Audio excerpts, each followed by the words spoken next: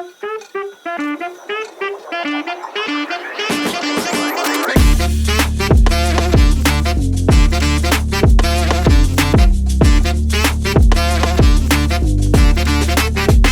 noticed how your thumbs have a mind of their own when you're scrolling through an ex's profile?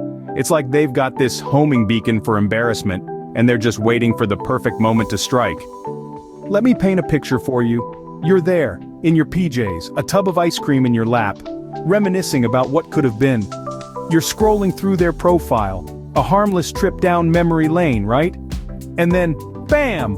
Your thumb slips and you've just liked a photo from their family vacation in the summer of 2014. You've just sent a digital flare gun into the sky screaming, "Still stalking you, hope you're well."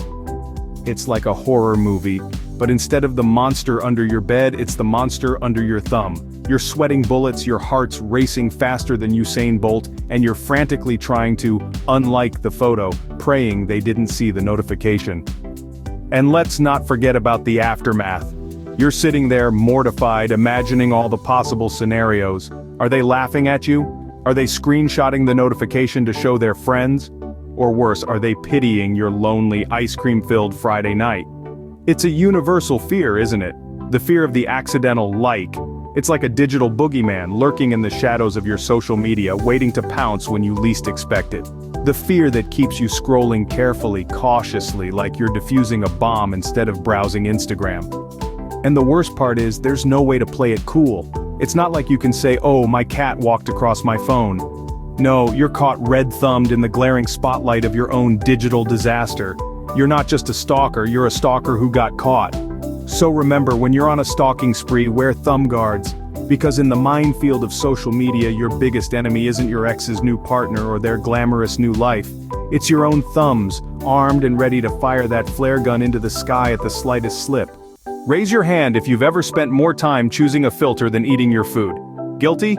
Now let's take a moment to appreciate the food philosophers among us. You know who you are. You're the ones who turn a simple meal into Socrates debating Plato at the dinner table.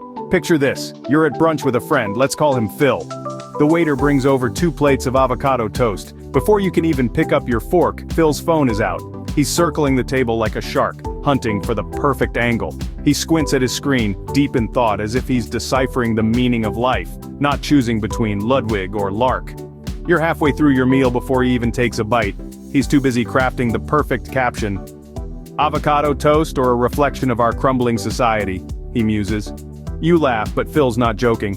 He's a food philosopher, a culinary thinker. He sees a sandwich, he doesn't just see layers of ham and cheese, oh no, he sees layers of societal expectations, with a dash of existential dread, all sandwiched between 2 pieces of artisanal sourdough. And let's not forget the hashtags. Hash food for thought, hash deep dish philosophy. Each one a breadcrumb leading his followers on a journey to the center of his mind, via his stomach. Phil's followers eat it up. They love his deep dives into the philosophy of food. They're there for the food pics, sure, but they stay for the existential crisis. It's a 2-for-1 deal, a meal with a side of musings. So next time you're about to tuck into your meal, take a moment. Consider the deeper implications of your avocado toast. Is it a simple brunch staple? Or a symbol of millennial struggles in a world ripe with uncertainty? Food for thought indeed. Remember, it's not about how good your sandwich tastes. It's about how existential it looks. Tagging someone on social media is like walking a tightrope over a pool of sharks. One misstep, and you're dinner. It's the digital equivalent of choosing teams in school, except now, the whole world is watching, and there's no friendly gym teacher to break up the inevitable fights. Now let's take a stroll down the perilous path of tagging. Picture this, your friend Bob, good old Bob. He's the guy who tags you in every single meme he finds mildly amusing. You know the type. You're trying to maintain a sophisticated online presence, and Bob's there, tagging you in a video of a cat falling off a television. It's the online version of a public pie to the face. And then there's the delicate dance of the group photo tag. You're there, all smiles, thinking you've nailed the casual but cool pose. The photo goes up and the tag notifications start rolling in. But wait, what's this? You've been tagged as the random guy in the back who's picking his nose. Nothing screams I'm winning at life like being publicly identified as the nose picker. But let's not forget the infamous tag your crush trend. It's like a game of Russian roulette with your love life. You tag your crush in a tag someone you like post. and suddenly you're standing on the digital stage, spotlight on you, waiting for the applause or the tomatoes. And what about when you're tagged in a post, but you have no idea why?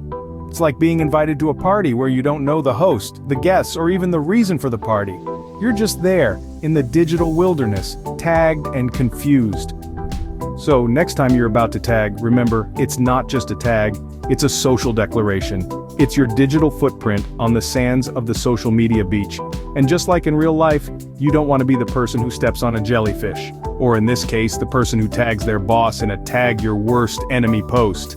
Now that's a comedy of errors waiting to happen. DMs, the place where dignity goes to die and typos come to haunt you.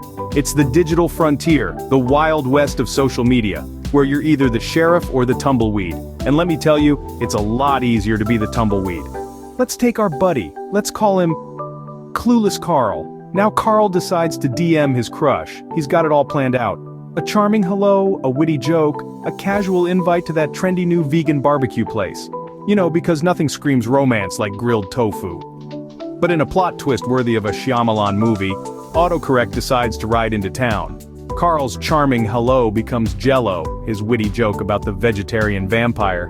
Why did he break up with his girlfriend? Because she had a stake in his heart.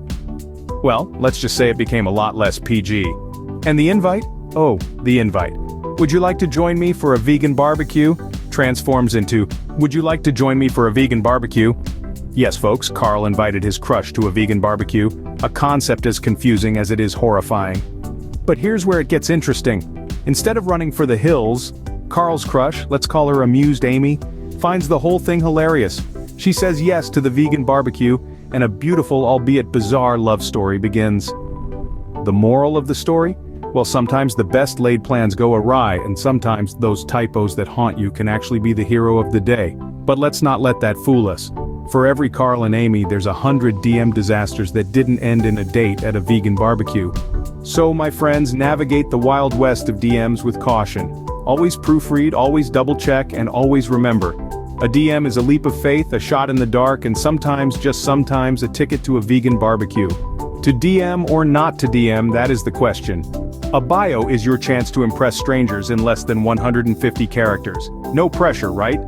So let's dive into the comedy of crafting the perfect bio. Picture this. A guy who thinks he's the next Shakespeare, uses every emoji under the sun, and somehow manages to misspell entrepreneur 3 different ways. His bio reads, I'm an entrepreneur, lover of doggos, and a self-proclaimed grammar king. Oh, the irony. Imagine the thought process here. How can I convince the world I'm not a total disaster? I know. I'll misspell my job title, use a term for dogs that went out of style 4 years ago, and declare myself a grammar king, while ignoring the red squiggly lines under my words. Here's a tip, folks. If your bio is a grammatical train wreck, you're not impressing anyone, you're just giving them a good laugh at your expense. In the end, your bio is your billboard. Make sure it doesn't scream, roadside disaster. Seen but no reply is the digital equivalent of a cold shoulder. It's like you've been left hanging in the middle of a high five. Ouch! It's like the universe's way of saying, hey, I see your effort, but I'm just going to pretend it doesn't exist. Let's take Bob here, for example. Bob decides to shoot his shot with Alice, who he's been crushing on since, well, forever. He spends hours crafting the perfect message, a blend of wit, charm, and just the right amount of flattery. He presses send, waits with bated breath, and then... Scene. No reply. The digital tumbleweeds start to roll in. Bob, being Bob, decides to turn this into a comedy of errors. He starts sending Alice daily updates on the weather, the state of his houseplants, and the fascinating color of his socks. Alice never replies, but she's always seeing them. And Bob becomes a legend in his own lunchtime, turning his digital tragedy into a comedy goldmine. Remember, seen is just a state of mind. State of social media. Your daily dose of dopamine, disaster, and digital dilemmas. It's like that clingy friend who's always around, but you're not sure if you're hanging out or if you're being held hostage. It's a place where you can be a food philosopher 1 minute, and the next you're walking the thin line of tagging etiquette. Remember, folks, it's a battlefield out there. Every post is a potential faux pas, every like a potential love declaration, and every DM slide could turn into the ghosting of the century. It's a wild west, where your bio is your badge, and your scene messages are high noon duels, with tumbleweeds rolling in the background. But let's face it, we love the drama, the thrill, the sheer unpredictability. It's like a reality TV show where we're both the star and the audience. One day you're Kanye West in a Twitter rant, the next you're David Attenborough, narrating the life of your potted plant. It's a roller coaster and we're all strapped in. And the beauty of it all, we're in this together.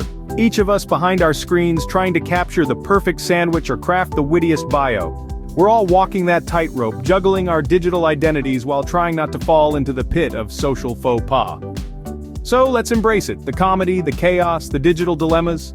Let's celebrate our food pics, our tagging tragedies, our daring DMs, and our baffling bios. After all, it's these little quirks that make our social media world so entertaining. And remember, folks, behind every like is a story, behind every post, a person. So, let's keep the conversation going, keep the laughs rolling, and keep our thumbs scrolling. Because at the end of the day, aren't we all just looking for a like in this digital world? Keep those fingers scrolling, but remember, double check before you like. Share your own hilarious social media stories below and let's laugh at our digital dilemmas together.